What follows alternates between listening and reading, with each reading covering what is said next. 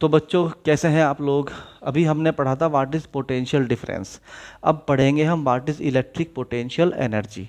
Electric potential energy simply होती है work done. जब भी आपको फिजिक्स में कहीं पर इलेक्ट्रिक पोटेंशियल एनर्जी या सिर्फ पोटेंशियल एनर्जी वर्ड कहीं देखने के लिए मिले तो आप समझ जाएं कि वहाँ पर कोई ना कोई वर्क हुआ है और वो वर्क कन्वर्ट हो गया है पोटेंशियल एनर्जी में। तो जब हमें उसका यूज़ करना होगा तो हम उस पोटेंशियल एनर्जी को वर्क डन में कन्वर्ट कर लेंगे। तो बेसिकली पोटेंशियल एनर्जी जो वर्ड होता है वो बेसिकली स्टोरेज ऑफ वर्क के लिए आता है। किसके लिए आता है? स्टोरेज ऑफ वर्क के लिए आता है। इन टर्म्स को बार बार ध्यान रखो। मैं बोल रहा हूँ तो आप भी इसको धीरे धीरे क्या करें, रिपीट करते रहें ताकि ये वर्ड आपके दिमाग में घुस जाए और जब आपको पेपर में जाना है तो आपको ये रटना ना पड़े, समझ में आ जाए। तो बच्चों what is electric potential energy? मान लीजिए कि आपके पास एक चार्ज है Q1। कौन सा चार्ज है बच्चों? Q1। और एक चार्ज और है Q2 जो अभी इनफाइनाइट पे है, जो अभी इनफाइनाइट पे है। इनफाइनाइट में होने का मतलब होता है फिजिक्स में, इनफाइनाइट का मतलब ये नहीं होता कि बहुत दूर है। इसका मतलब यह है कि ये जो चार्ज है Q2 वो इसके इलेक्ट्रिक फील्ड से बाहर है, वो इसके इलेक्ट्रिक फील्ड से बाहर है, यानी कि ये चार्ज अभी इसके ऊपर कोई भी अट्रैक्शन या रिपल्शन का फोर्स नहीं लगा रहा है, वो इतनी दूरी पे है। हालांकि जब हम चार्ज की बात करते हैं तो ये डिस्टेंस माइक्रोमीटर और सेंटीमीटर या फिर मीटर्स में आती है, मगर यहाँ पर देखने में बहुत बड़ा लग रहा है, इसलिए मैं बोल रहा हूँ कि ये चार्ज अभी इतनी दूर है कि इसके इलेक्ट्रिक फील्ड में नहीं आया, इसके तरफ से कोई फोर्स एक्सपीरियंस नहीं कर रहा है। तो अब आप इनफाइनाइट पर मान सकते हैं इसको। आई बात समझ में? तो इनफाइनाइट से आप इसको एक आर डिस्टेंस पर लेके आते हैं, यानी जहाँ पर ये चार्ज इससे आर डिस्टेंस पे रह जाता है। और ये जो आर डिस्टेंस है ये वो डिस्टेंस है कि जब ये चार्ज, ये वाला चार्ज इस चार्ज का फोर्स एक्सपीरियंस करने लगा, यानी कि अभी ये इनफाइनाइट में था तो वहाँ पर ये नहीं कर रहा था फोर्स एक्सपीरियंस, मगर यहाँ कर रहा है। आई बात समझ में? तो एक वेरिएबल डिस्टेंस हमने मान ली छोटी सी आर, और ये वहाँ तक लाने में जो किया गया वर्क डन है, जो किया गया वर्क डन है उसको ही पोटेंशियल एनर्जी बोलते हैं। बात समझ में आई? तो वर्क डन क्यों करना पड़ा? क्योंकि ये भी पॉजिटिव था, ये भी पॉजिटिव था, ये वाला चार्ज इस वाले चार्ज के ऊपर एक फोर्स लगा रहा था इस डायरेक्शन में, तो हमें अगेंस्ट में इसको ज़बरदस्ती लाना पड़ा आर डिस्टेंस तक इनफाइनाइट से। तो हम कहते हैं कि इसे यहाँ से यहाँ तक जो लाने में जो किया गया वर्क है दैट इज़ W। समझ में आई बात? तो हम इसकी डेफिनेशन बनाते हैं। The work done in taking two charges, कितने चार्जेस को? टू चार्जेस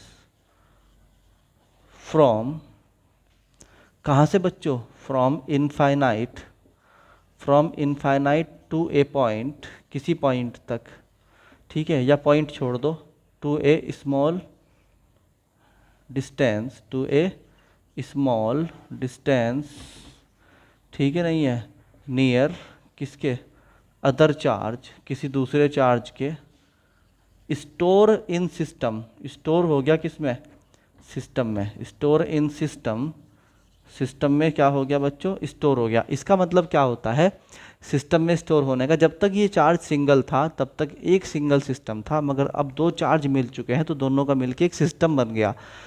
तो वो जो वर्क डन हुआ ना वो दोनों की वजह से हुआ। That's why we are saying कि इस दोनों के चार्ज के सिस्टम में, store in system as electric potential energy, as electric potential energy. बात समझ में आई बच्चों?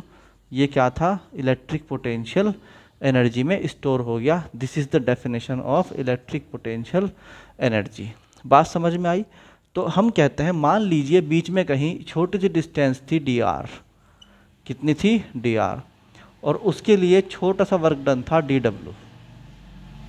ध्यान रखना कि जो फोर्स था वो रिपल्सिव था और इस डायरेक्शन में था, और आप जो अपना ऑब्जेक्ट को डिस्प्लेस किए हैं वो किया है इस डायरेक्शन में, यानी कि आपका जो फोर्स ऑफ रिपल्शन है वो लग रहा है इस डायरेक्शन में। आई बात समझ में? और आपका जो डिस्प्लेसमेंट है वो है अपोजिट, यानी इस डायरेक्शन में। आई बात समझ में?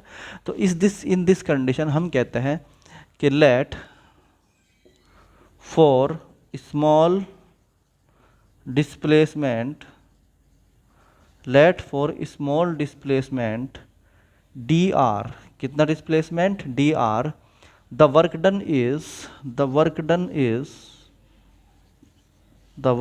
इज डी डब्ल्यू, कितना वर्क डन है डी डब्ल्यू है। आई बात समझ में? तो डी आर के लिए कितना वर्क डन है डी डब्ल्यू है, फोर्स कितना है एफ है। तो हमने कहा कि डी डब्ल्यू जो हो जाएगा that will B F into D are into cos 180। Cos 180 का क्या मतलब है, पहले ये बात समझो।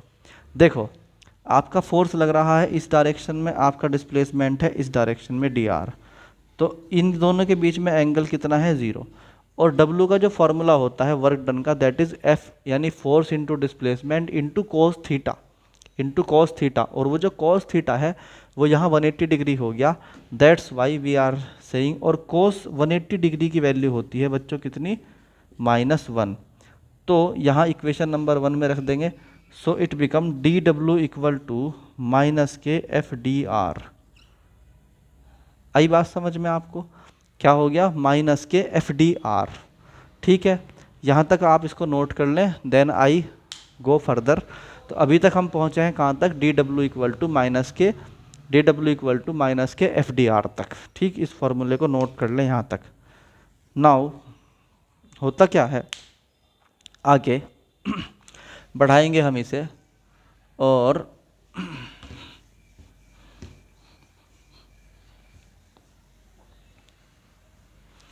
तो ये फॉर्मूला हमें मिल जाता है that is D W equal to minus के एफ डी आर।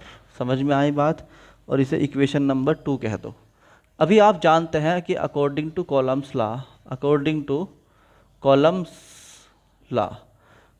लॉ के अकॉर्डिंग क्या फार्मूला होता है दो चार्जेस का, जब वो आर डिस्टेंस पे हों तो उनके बीच में फोर्स का कितना फार्मूला होता है। ये सिंपली हर बच्चे को याद है, F equal to 1/4 pi epsilon naught Q1 Q2 over R square. That is very simple. ये कितना हो गया, F equal to 1/4 pi epsilon naught Q1 Q2 over R square. इसको हम पुट कर देंगे इक्वेशन नंबर 2 में, तो हम कहते हैं पुट इन इक्वेशन नंबर 2। तो जब हम यहाँ रख देंगे तो वैल्यू आएगी D W equal to minus के 1/4 pi epsilon naught Q1 Q2 over R square into D R. Simply it is जो वैल्यू है f की उसे हमने पुट कर दिया इक्वेशन नंबर 2 में। अब हम चाहते हैं कि जो इनफाइनाइट से ये ऑब्जेक्ट, असल में शुरुआत में तो इनफाइनाइट पे था ना, देखो यहाँ ध्यान से, यहाँ तो इनफाइनाइट पे था ना, और ये r डिस्टेंस तक लाया गया है। तो मैं चाहता हूँ कि मैं पूरा का पूरा वर्क डन निकाल लूँ कि इनफाइनाइट से किसी चार्ज को r डिस्टेंस तक लाने में कितना वर्क डन किया जाता है। तो उसके लिए हम बोलते हैं कि नेट या टोटल वर्क डन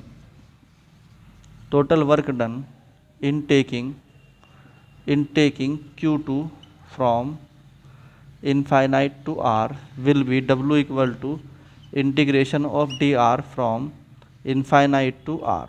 बात समझ में आई कि नहीं आई? तो यहाँ पे क्या हो जाएगा, डी डब्ल्यू, यानी वर्क डन जो था हमारा उसका हमने क्या कर दिया, इंटीग्रेशन कर दिया। बात को ध्यान से समझना।